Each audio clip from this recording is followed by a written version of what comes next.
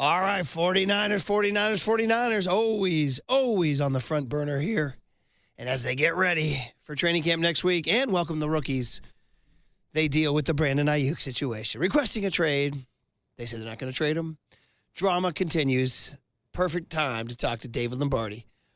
Staff writer for The Athletic, covers the Niners. It's getting to be that time. His summer vacation is over. He's getting back to work. David, good morning. Welcome back to Murph and Marcus. How are you, man? Hey, morning, David. Hey, good morning. How's it going? Well, it's going good. The Niners, Brandon Aiyuk's given us pretty much a topic a week for the last 5 months, but we'll get into that. I do have sort of a more pressing short-term question, and that is I was surprised to see Ricky Pearsall show up on the non-football injury list. I don't know if you know anything about that. My understanding is that it's not a serious injury.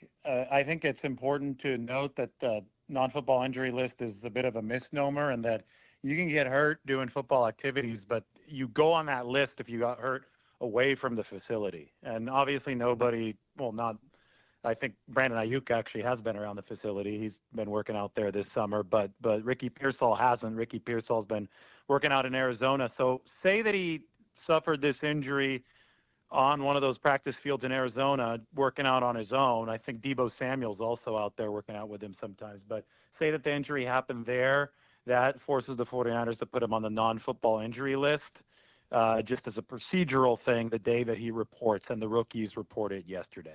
David, you mentioned Brandon Aiyuk being around Levi's Stadium. We're less than a week away from veterans reporting to training camp. Do you expect Brandon Aiyuk to be there with the in kind of person holdout, or do you expect him to be away from the team? Well, I would, as of right now, I don't think that you request the trade if you're planning to be there. So if the status quo is the status quo next week, then I wouldn't expect Brandon Aiyuk to be there. I think that's a way for him to signal that he's at least willing to play a little bit of hardball with a holdout at this point.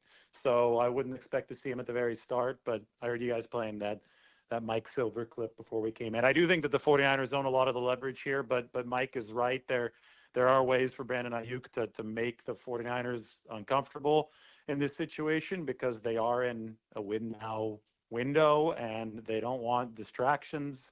Nick Bosa held out last year over training camp, and he did acknowledge that it negatively affected his play. So I think that Brandon Aiyuk in many ways is testing the waters here. It doesn't have a whole lot of leverage, but he can rock the boat, see if the 49ers might be willing to sweeten their offer to avoid a holdout, to see how much that's worth to the 49ers. And the timing of this trade request shouldn't be lost on people. It came the week before the start of training camp, which is essentially the soft deadline, the first soft deadline to get something done. So if you're Brandon Aiyuk and you want to see movement, then why not rock the boat at this point? The art of the deal. Here we go. Negotiations. We are proudly sponsored by Marin Health with top physicians, surgeons, and clinicians right here in the North Bay. Marin Health puts you closer to your best health, world-class care, closer than you think. I mean, Dave, just for fun, if you're John Lynch, what trade offer would appeal to you? Is it a first rounder? Or is it just nothing? I'm not even taking the call. I'm not doing that. But I don't know. Is somebody going to offer something like that? The 49ers take every call. I think that's been one of the strong suits of this front office. And we've heard some crazy rumors over the years, right? The Aaron Rodgers rumor back in 2021, which was the morning that they drafted Trey Lance. Odell Beckham Jr. seemed to always be in trade rumors with the 49ers before then. So they'd be foolish to not explore every single option. That's how you stay a good front office, that you make sure that you're informed of all the possibilities. But the truth of the matter is that it seems to be like trying to fit a square peg into a round hole right now for the 49ers, because the ultimate goal, and this is the one that you cannot compromise on, is that you have to, every single move you make has to make you better for 2024. That's just where the 49ers are at. This is like the 1994 team that was coming off of the 2 NFC championship game losses to Dallas. You have to figure out a way to kick down the door and win the Super Bowl. So you're not in the business of collecting future assets while you let a very, very good present-day asset in Brandon Aiyuk walk out of the door. So the NFL draft has passed. That means that you're not going to be able to get any sort of draft compensation that can help you get better for 2024, which means that the only type of trade that fits the parameters what the 49ers need to accomplish is a player-for-player swap. It could involve draft picks too, but at a core level, it's going to have to include player compensation that can help the 49ers immediately. And those types of deals are so rare in the NFL, especially at a high level, because, I mean, you're dealing with a high-level talent in Brandon Aiyuk, and you need a high-level talent coming back in the 49ers direction. Those types of swaps are so rare that's why, the 49ers through Adam Schefter, you heard yesterday that they're saying no to trades right now because it's very, very unlikely that they'll find something that satisfies what they're looking for. David, circling back to Mike Silver's comments yesterday during his interview on KNBR, he also warned against the route of Brandon Aiyuk turning into T.O. with the Philadelphia Eagles. Now, I don't think we might go down that path, but do you think there could be potential problems in the locker room? Juwan Jennings went on social media yesterday, clarified his comments this morning, and said that he was not talking about Brandon Aiyuk. But do you think that there could be some issues specifically in that wide receiver room? These guys, we see it right now that in these situations, teams hold the cards.